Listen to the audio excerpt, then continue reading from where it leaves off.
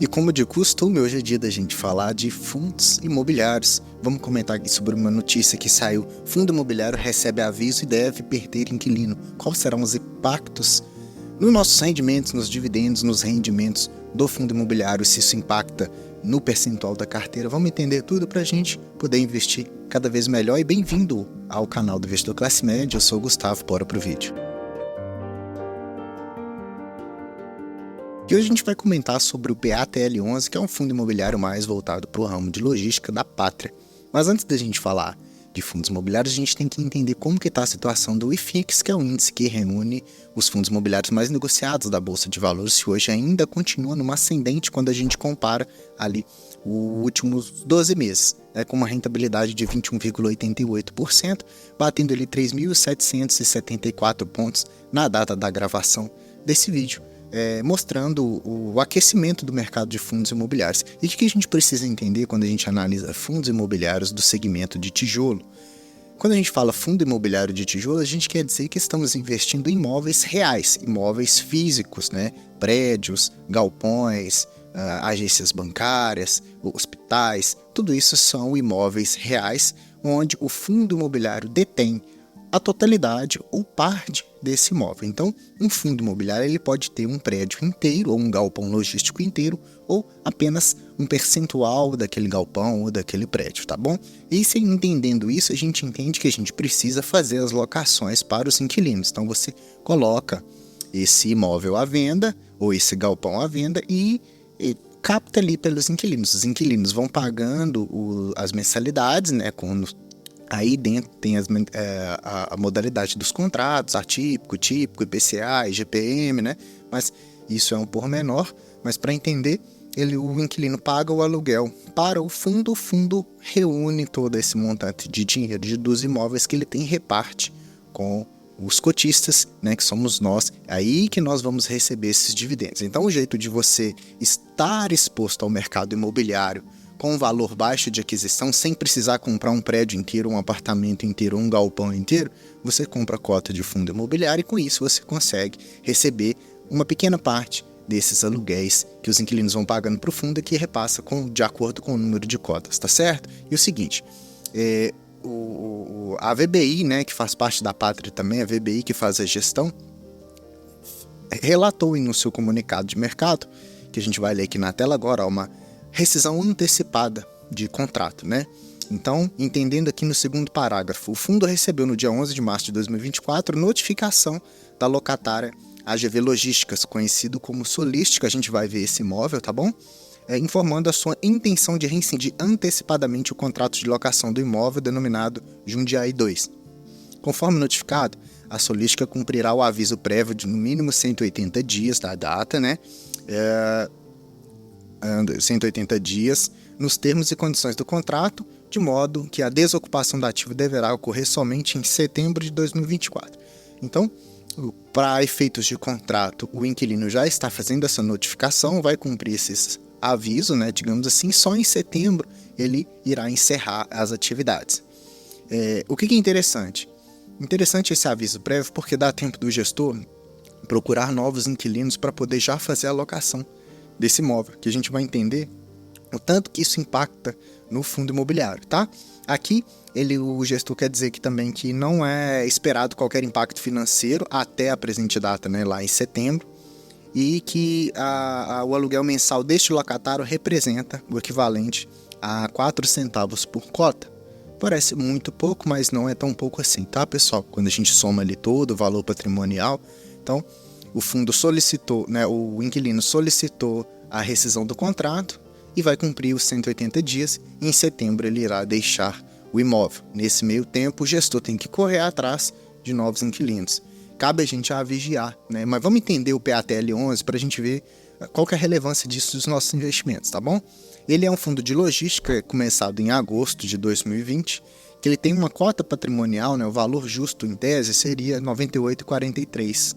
Só que o mercado está disposto a pagar apenas R$ 67,90 e já vem de longa data esse valor abaixo do seu valor patrimonial, dando um 0,69 de P sobre VP. Seria um desconto médio de 31% no valor da cota, tá?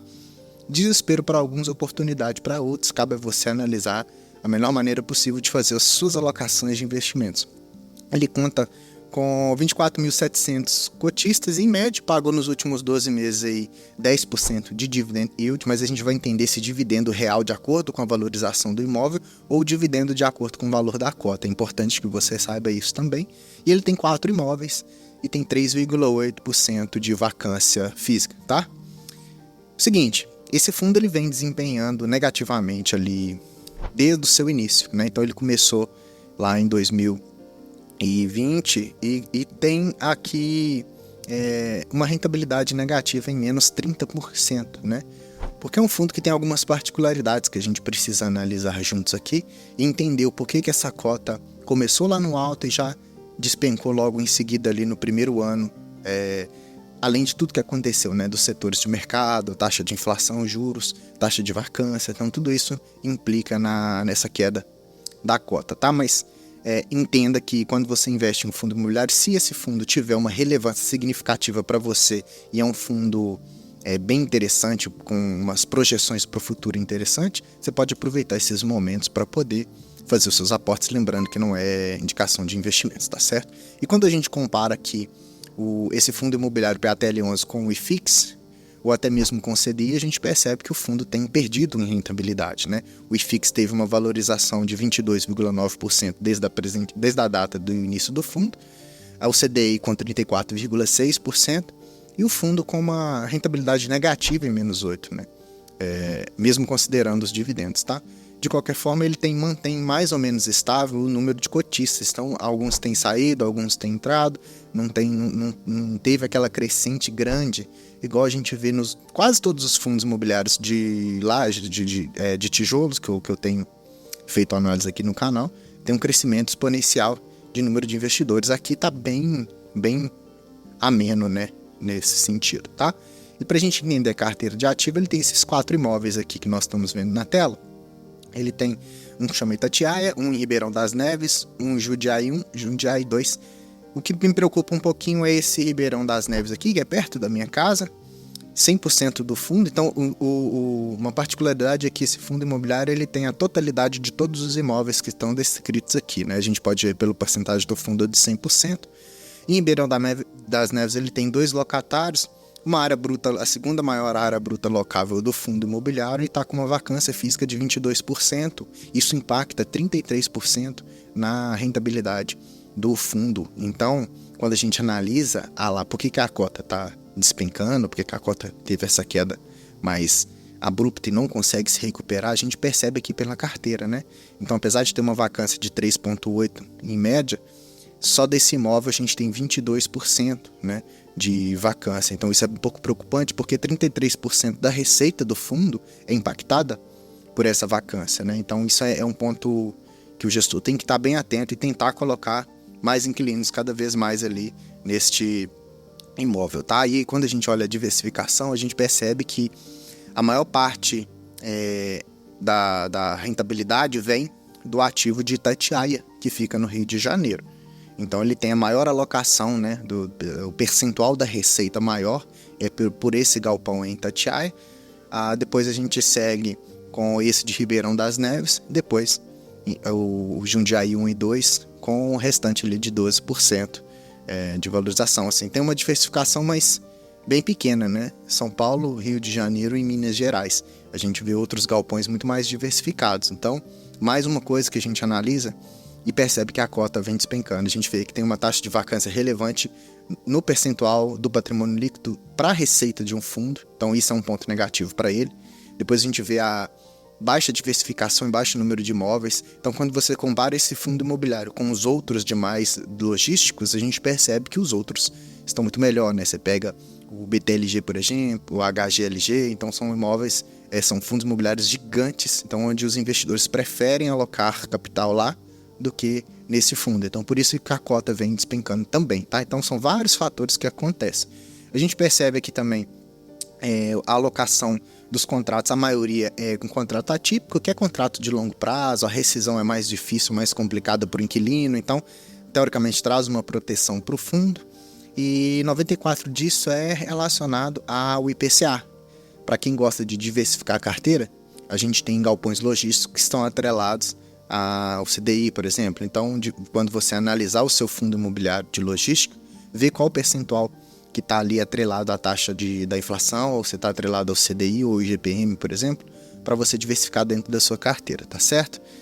E a gente percebe aqui que quem vai sair realmente é o Solística aqui com 6%, né, de alocar do inquilino.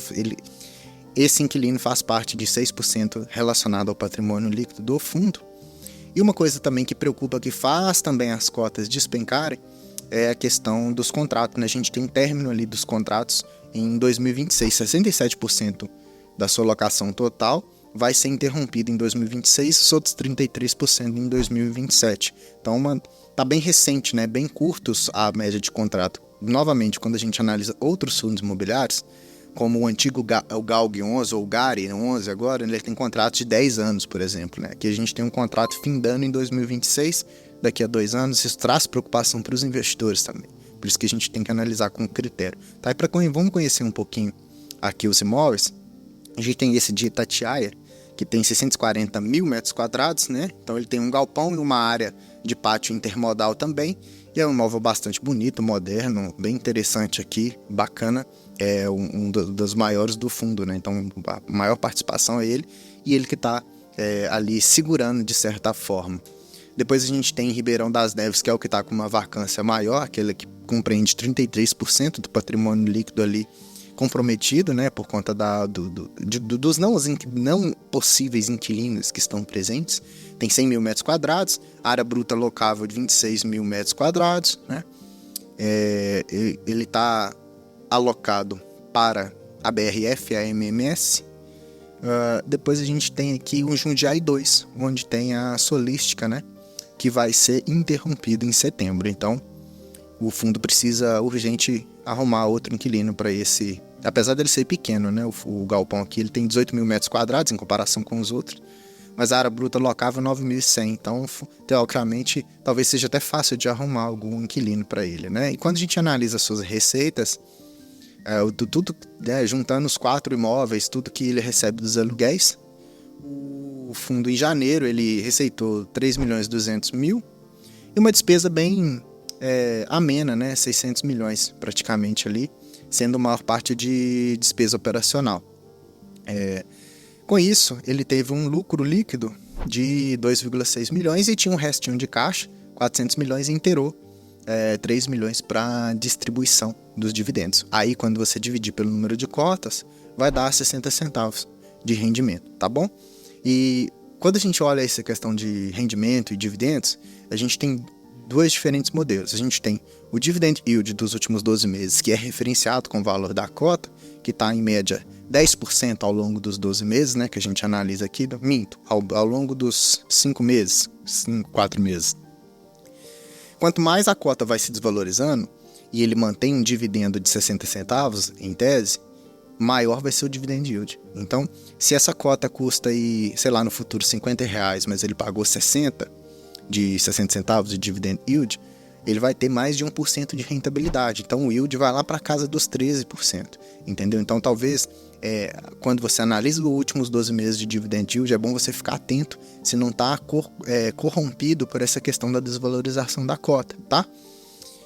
Mas, de qualquer forma, isso faz você ter um yield on cost em tese interessante, né? Se a gente olha o preço sobre valor patrimonial de 1.0 no valor do dividendo, dá 7%, que está bem a par do setor. Então, quando você olha outros fundos, sei lá, BTLG, HGLG, que está negociando a 1.01, 1.02 preço sobre valor patrimonial, o yield está em 7, 7,5, 6.8, o LVBI também está mais ou menos nesse sentido, você vê porque está num valor mais justo de mercado. Então, espera-se que o mercado logístico pague, em média, de 6 a 8% de dividend yield, salvo alguns casos bem específicos, tá, pessoal? E para você negociar o PATL11 na Bolsa de Valores, você vai pagar ali, na data de hoje, R$ 67,70. Lembrando que ele custa R$ 98,00 o seu preço justo, tá? Isso dá um 31% de desconto e você vai receber 60 centavos ali de dividendos, dando um yield de 10,5%. Datas, ele na última semana é a data com e ele paga na primeira semana do mês seguinte, né? Lá pro dia 8, por aí, dia 7, dia 8, depende do dia da semana que der. Então aqui a gente conversou e você entendeu mais sobre fundos imobiliários de logística, essa questão da análise mais profunda, né? A gente pega uma notícia que em tese ali pode ser mais noticiosa, mais tipo um clickbaitzinho, né? É igual muitas pessoas fazem aqui no YouTube. Então a gente analisa em cima dessa notícia o que é realmente verdade, o que impacta ou não. E eu entendo, analisando o PATL11, que a desvalorização da cota não é somente por essa saída do inquilino, mas sim porque pouca diversificação, taxa de vacância, poucos inquilinos. Então vai dividendo uma média, né? Então a gente vai analisando tudo isso e os investidores preferem outros fundos imobiliários mais interessantes, tá bom?